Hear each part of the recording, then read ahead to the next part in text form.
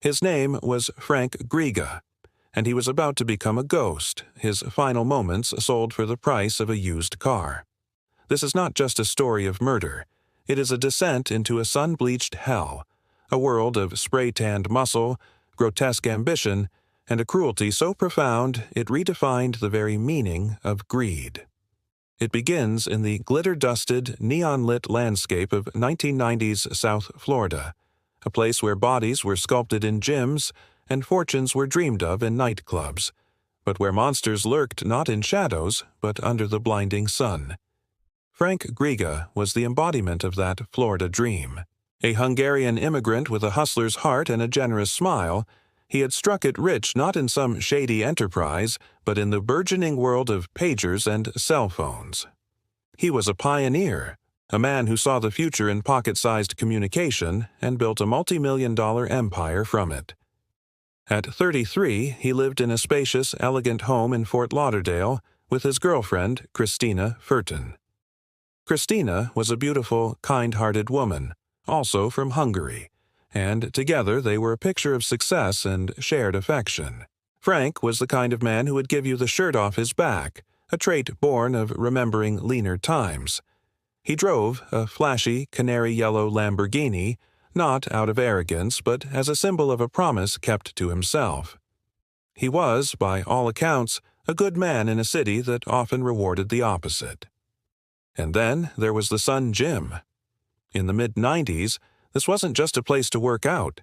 It was a gladiator academy, a temple for the chemically altered gods of the New Age. The air was thick with the smell of sweat, ammonia, and the sharp metallic scent of ambition.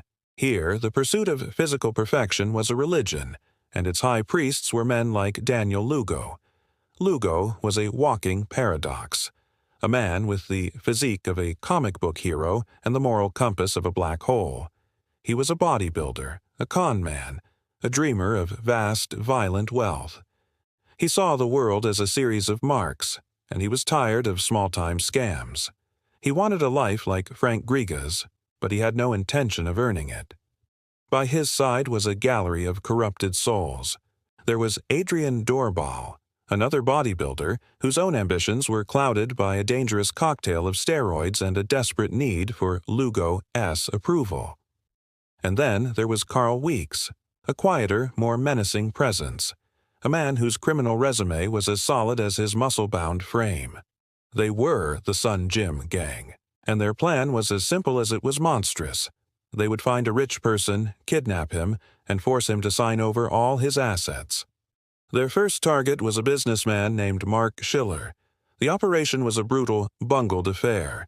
They kidnapped Schiller, held him for a month, tortured him with tasers, and staged a fake car accident to explain his injuries, all while forcing him to sign over his properties and investments.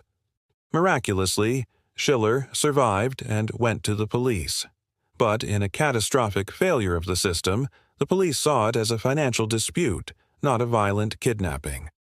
Schiller was ignored, and the Sun Gym gang walked away, emboldened and unscathed. They had gotten a taste of it, and the taste was sweet.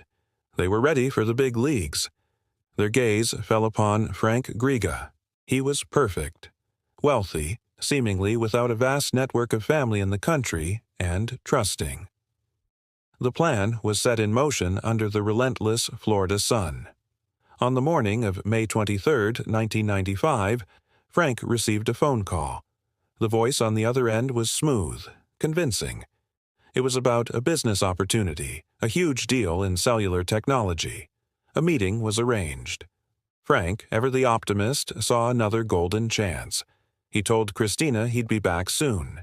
He climbed into his yellow Lamborghini, a beacon of his success, and drove off to meet his destiny. He was walking into a trap meticulously laid by Lugo and his crew.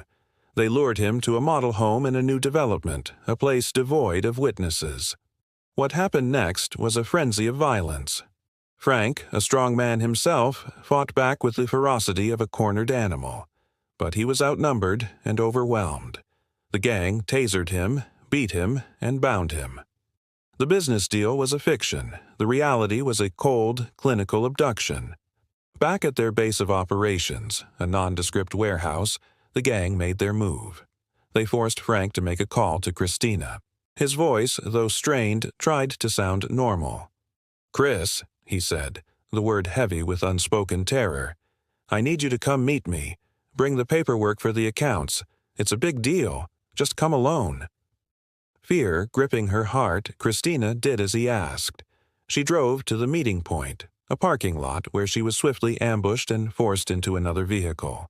Now, both were in the clutches of the gang. The scene in the warehouse was one of unimaginable horror. Frank and Krisztina were separated. The gang's demand was straightforward. Give us your money, all of it. Transfer the millions. Frank, defiant even in chains, refused. He knew that giving them what they wanted was a death sentence. The gang, impatient and hopped up on steroids and their own perceived power, escalated the torture. They used tasers repeatedly on Frank, the electric crackle a soundtrack to their savagery. They beat him, demanding compliance. But Frank Griga would not break. Daniel Lugo, the mastermind whose plan was unraveling in the face of unexpected courage, made a decision. If Frank would not give them the money, then he was useless. In a moment of pure, unadulterated evil, Lugo produced a roll of duct tape. He wrapped it around Frank's head again and again, covering his nose and mouth. Frank struggled, his body convulsing, until finally it fell still. He had been suffocated for the dream of his wealth. Krisztina, held in another room, heard the commotion fall silent. A new, more profound dread filled her. Soon the door opened. The men told her Frank was fine, that he'd been taken to a secure location. They just needed her to cooperate now. Terrified and believing Frank might still be alive, she gave them what they wanted. She provided the codes, the account numbers. The gang drained hundreds of thousands of dollars. But Krisztina was a witness. She had seen their faces. She could identify them.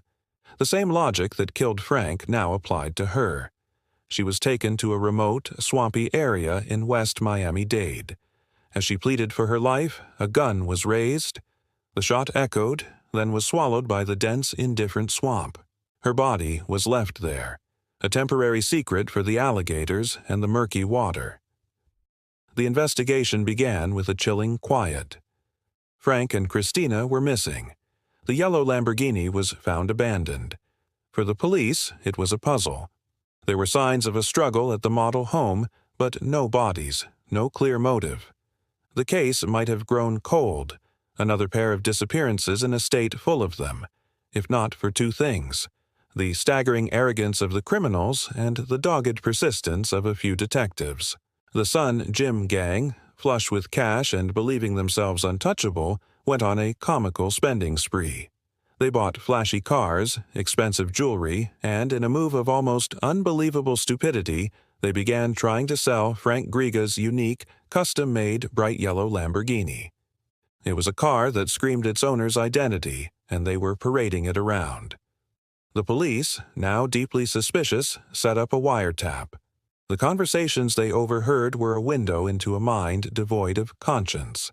Daniel Lugo, in particular, was a star on the tapes. He was heard bragging, planning, and casually discussing the murders as if they were business transactions. In one chilling call, he was heard talking about the disposal of the bodies. "We took care of the Hungarian," he said, his voice flat. "The problem is solved." But the most critical piece of evidence came from an unexpected source: Mark Schiller, their first forgotten victim.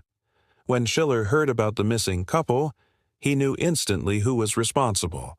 He went back to the police, this time with a story they could no longer ignore. He provided the names, the methods, the location of the warehouse. He was the key that unlocked the entire case. The net began to close. The gang, sensing the heat, started to turn on each other. The pressure fractured their fragile alliance. Adrian Doorbal, perhaps realizing the gravity of what they had done, began to crack. The investigation led detectives to the swamp.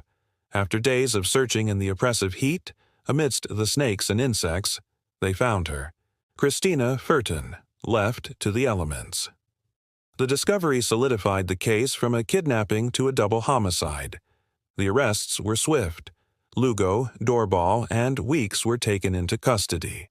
The son, Jim, the temple of vanity that had spawned such horror, was finally silent. The courtroom became the next arena. The trial was a media circus, a spectacle of the macabre. The prosecution laid out a case that was both methodical and horrifying. They presented the wiretap evidence, Lugo's own voice damning him. They brought forth Mark Schiller, who recounted his own nightmare, painting a picture of a pattern of brutal predation. The most dramatic moment, the climax of the entire sordid affair, came when the prosecution played a tape they had found in the gang's possession. It was a homemade snuff film. The jury watched, horrified, as the grainy video showed Frank Griga, bound and helpless in his final moments. And there, on tape, was the voice of Daniel Lugo, not as a remorseful killer, but as a director. As Frank struggled for breath under the duct tape, Lugo's voice was calm and instructional. "More tape. Wrap it tighter." It was a moment of such profound, cinematic evil that it sucked the air from the room. This was no crime of passion. It was a clinical execution, a performance, and Lugo was its proud auteur. The defense had no ground to stand on. The image of Lugo orchestrating a murder with the detached interest of a filmmaker was indefensible. The verdict was a foregone conclusion. Daniel Lugo and Adrian Doorbal were found guilty of first-degree murder, kidnapping, and a host of other charges. They were sentenced to death. Carl Weeks, who had pulled the trigger on Krisztina, also received a death sentence.